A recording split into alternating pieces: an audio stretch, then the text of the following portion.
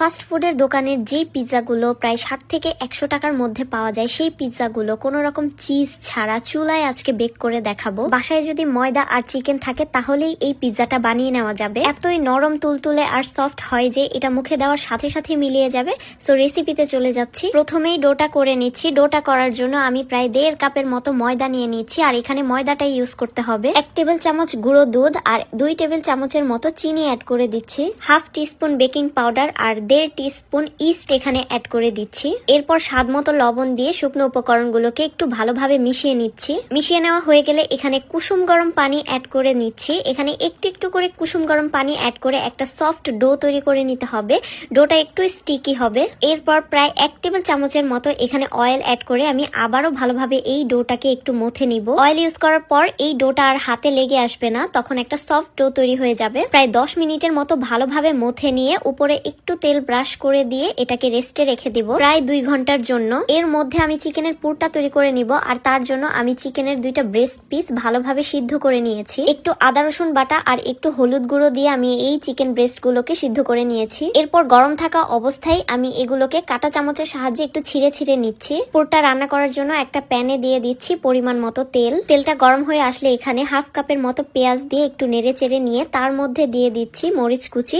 ঝালটা আপনারা আপনাদের পছন্দ মতো দিয়ে দিতে পারবেন। এরপর অ্যাড করে দিচ্ছি গাজর কুচি। যে চিকেন গুলো সিদ্ধ করে রেখেছিলাম সেই চিকেন গুলো এবার এখানে অ্যাড করে দিচ্ছি। এবার 1 টেবিল স্পুন সয়া সস দিয়ে দিচ্ছি, সাথে দিচ্ছি একটু ওয়েস্টার সস আর একটুখানি বারবিকিউ সস। টমেটো সস দিচ্ছি একটু বেশি করে। এরপর দিচ্ছি কালো গোলমরিচের গুঁড়ো, চিলি ফ্লেক্স, পরিমাণ মতো লবণ, 2 চা চামচ গুঁড়ো দুধ এখানে অ্যাড করে দিচ্ছি। এবার একটু পানি অ্যাড করে কিছুক্ষণ নেড়ে চেড়ে মশলাগুলোকে চিকেনের সাথে ভালোভাবে মিশিয়ে নিব। এরপর 1 টিস্পুন ময়দা আর 1 টিস্পুন অরিগ্যানো দিয়ে দিব। এরপর প্রায় 1 কাপের মতো লিকুইড মিল্ক এখানে দিয়ে দিচ্ছি। ময়দা দেওয়ার কারণে পুরটা একটু ঘন বা আঠালো হবে। এবার কিছুক্ষণ নেড়ে চেড়ে এই পুরটাকে রান্না করে নিব।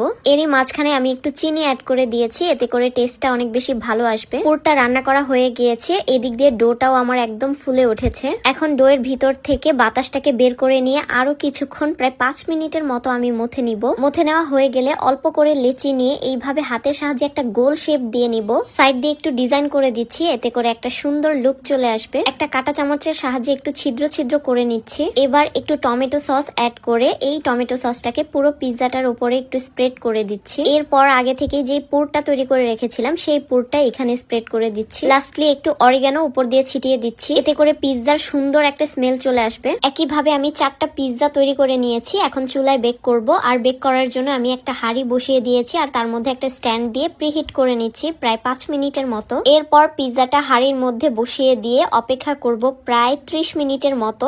30 মিনিটের মধ্যে এই পিৎজাটা খুব ভালোভাবে বেকড হয়ে যাবে। 30 মিনিট পর ঢাকনাটা খুলে দেখি একদম পারফেক্টলি বেকড হয়ে গিয়েছে। এখন নামিয়ে ফেলছি। উপর দিয়ে একটু টমেটো সস দিয়ে দিচ্ছি। ব্যাস একদম রেডি ফাস্ট ফুড স্টাইলে মিনি পিৎজা। দেখেই বোঝা যাচ্ছে যে এটা কতটা সফট, একদম নরম তুলতুলে রুটির মতো হয়েছে। এইভাবে একবার মিনি পিৎজা গুলো বাসায় বানিয়ে দেখেন, আর কখনো ফাস্ট ফুডের দোকান থেকে মিনি পিৎজা গুলো কিনে খেতে হবে না। সো আজকের ভিডিও এ পর্যন্তই থাকছে। সবাই ভালো থাকবেন। আল্লাহ হাফেজ।